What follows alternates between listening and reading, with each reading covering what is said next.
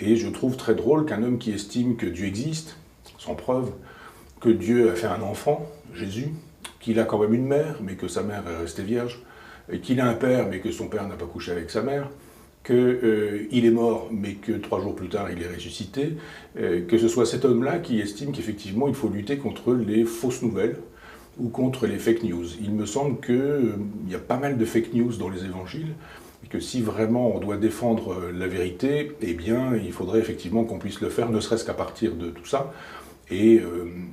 j'aimerais bien un petit dialogue avec le pape pour que nous puissions opposer nos positions. Je pense qu'effectivement, il y a pas mal, je plaisante évidemment, qu'il y a pas mal de fake news dans les évangiles et que, par exemple, l'existence historique de Jésus n'étant pas avérée, ça reste quand même une fausse nouvelle majeure sur laquelle on a construit notre civilisation